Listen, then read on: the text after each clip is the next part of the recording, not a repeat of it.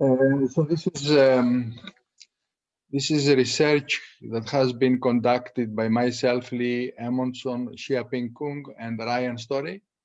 It has an analytical element of data analysis, and it has a survey. The survey was conducted mainly by David Barrett.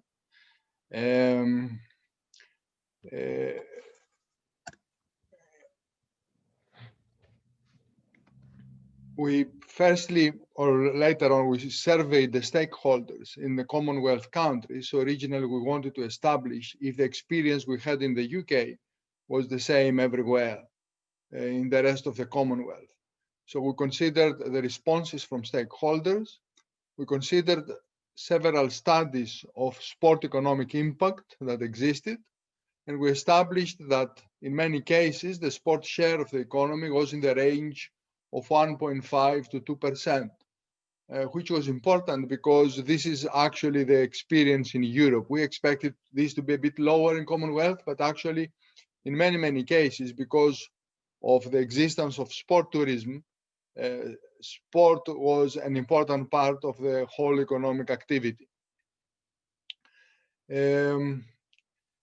We managed to analyze the economies by using some surveys of business, that especially the one that was conducted by the Office for National Statistics, which gave us, together with the sport satellite accounts and the existing economic analysis, economic impact studies, gave us the tools to analyze the sport sectors in various Commonwealth countries.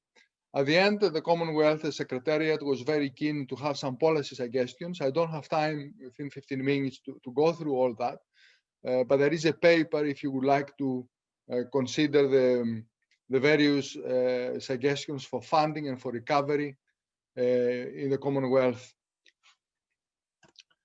Now, the contribution in terms of the contribution of sport in terms of GDP varied from 1.4 to 2.5 and 3%. These are the countries where we have actually sport studies that establish such an economic importance. So we have New Zealand at 2.3%. The UK at the time of 2018 was 2.1%. Now it's even higher. And at a very high rate, we have Barbados 2 to 3%. There's no exact certainty in some of these cases. Cyprus is 1.8, Malta 1.8, Fiji 1.7, etc. This is in terms of gross domestic product. Employment is even higher than that I think in all cases. So this is the percentage of sport gross value added as a percentage of the national gross value added, or GDP. Now, when we sent the questionnaires to stakeholders, we got more or less what it was expected. The biggest effect in all the economies was on the cancellation of sport events. This was the catalyst that characterized what happened in the sport industry during the lockdowns and during the year. This was the main reason that we had loss of revenues and associated also with sports closures when that happened. So there was a fear. There was a fear that following these cancellations, we're going to have job losses, and a big pressure on the finances of sports clubs. There was also a fear about the progress towards achieving the sports contribution to country sustainability development goals. And that was an area where we had to go and see how sport can contribute and how to the sustainability goals and how this has been disrupted through the lockdowns. In some cases, this realization of this scenario as it was realized was not because there was a lot of health problems. I mean, we had a country like Fiji, for example, did not have a health problem as such. They only had one incident of COVID-19. And yet they proceeded to the lockdown, which may seem to be a bit of overreaction. What we saw when we analyzed the statistics and the economy was that even if they had not proceeded to the lockdown, it would have happened anyway, because in practice they would have had a recession because of the lockdown in Australia and New Zealand. So the small countries of the Commonwealth had no choice really. That it didn't matter whether or not they implemented the lockdown, the result would have been almost the same. The main issue that was identified in terms of policy, what had to be negotiated, was the operation of sports organizations and facilities and the income-related issues. That was the most important single issue that came through the survey. And that was followed by the resumption of sports activities and the impact of sports participants. And then we have the events and impacts of the economy and other issues. Similarly, as previously, there was this fear of that the GDP, the sport-related GDP, would significantly decline as it happens. And we have also lesser fears for the sport-related employment because the government policy was focused on maintaining the level of employment. So we have a strange situation where employment throughout is not declining very rapidly, but the actual output does decline, which brings pressure on government finances in many cases. Participation, we do not have actually hard data that there was a decline, but there was this perception from most countries that there is a significant decline in participation, or at least some decline. What was important for us, the way that we managed to do this was by using the business survey that ONS did between middle March and April 2020. So this was the share of industries that continue to trade during the lockdown. This shows that on the top we have the professional, scientific and technical activities, human health and social work activities. So a lot of the economic activities during the lockdowns were not really interrupted. We have some interruption when we go to education, but still 85.8% continued. We have some interruption in the case of manufacturing, 77%. Where really we go down is when we go to accommodation and food service activities, where it was almost complete at 18%, only 18% of the business remained active. And we have obviously arts, entertainment and recreation, where sport is, which is at 16.7%. So 16.7% of organizations remained active during this, economically active during this period. Everything else was closed. And that's really the reason that the effect on sport is so devastating. So sport suffered because it is in the worst possible case of economic activity, firstly, and secondly, because all the other economic categories that interact with sports, such as accommodation, food services, and construction, but especially accommodation and sport tourism, were really hit. So 18%, this accommodation, hospitality industry is closely linked to what sport does. So these two effects really devastated the sports sector. We assumed that this was the case in the other Commonwealth countries, and it was very easily proved to be so. When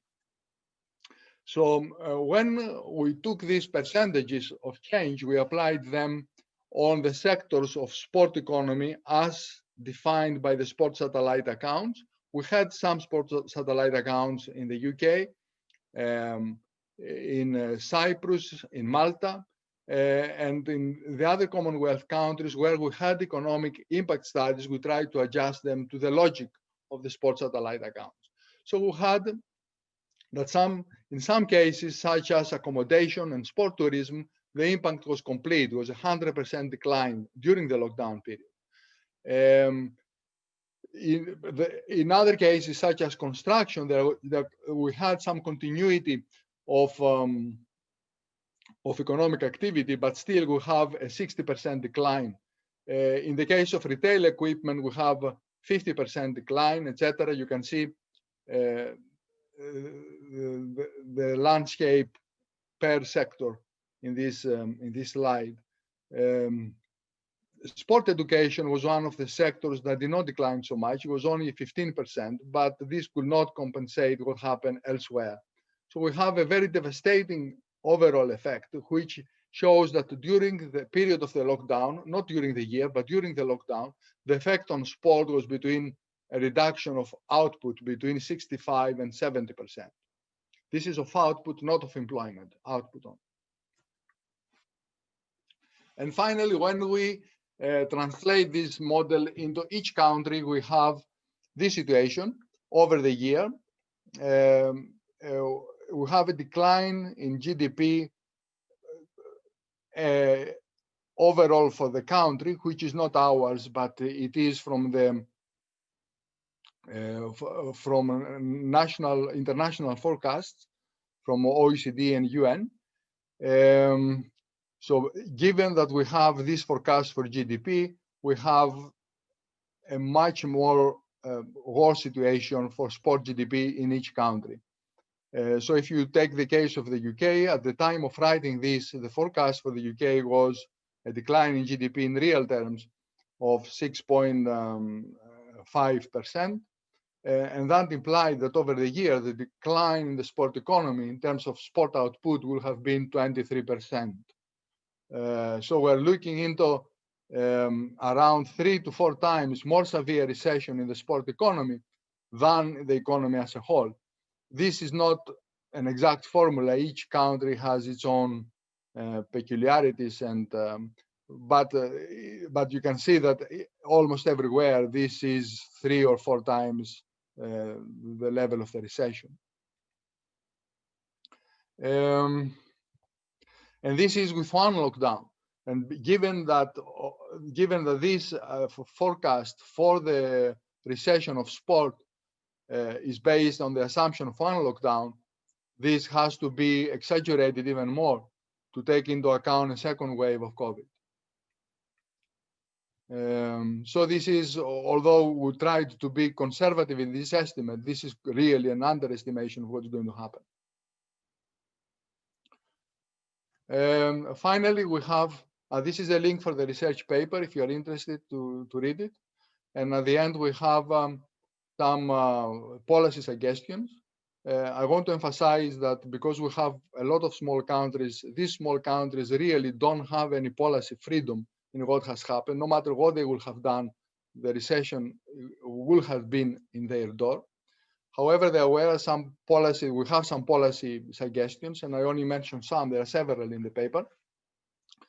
We suggested to have public investment which focus on community projects, so that this will have been the most cost-effective under the circumstances. If you have a very big investment, of course, it will be useful, but under the pressure on public finances, you need investment that can mobilize the communities and increase sports participation.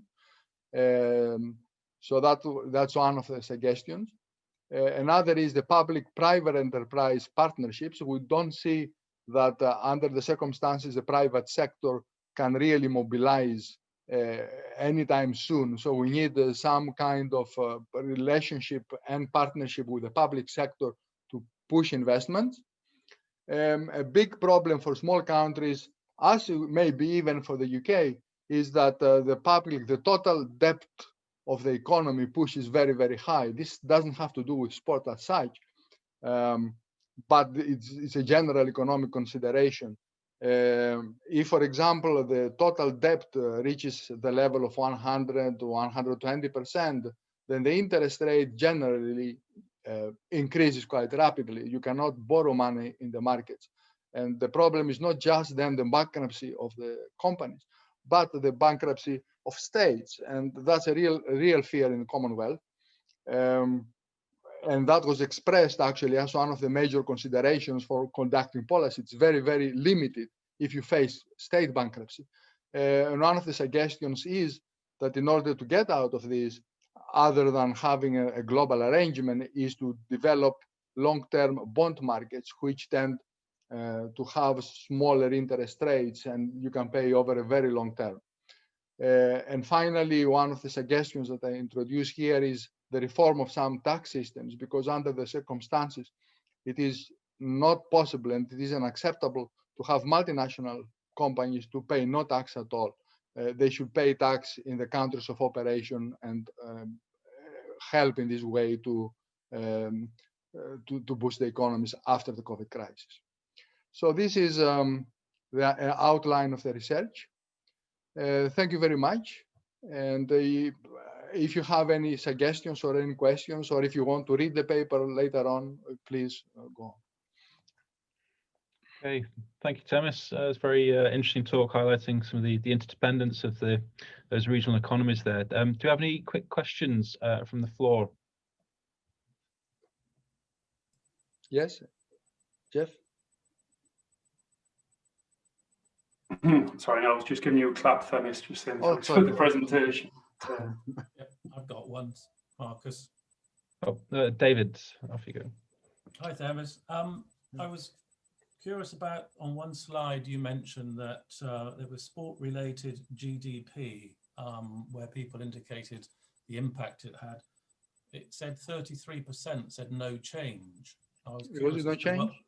No change as to that, and I was curious what that was. But there was another slide that came along afterwards that showed that manufacturing had only suffered 30% reduction. Is that the explanation? People manufacturing, people basically saying there was other contributors to the ones who said there was no change. No, this one is from a survey of stakeholders. And actually, this particular dimension was answered by 10 countries. But this was the perception of the stakeholders about what is happening in their country. So some of them thought that 33% thought that there was no change, but around 55%, 60-70% thought that there was a decline. Nobody thought that there would have been an increase.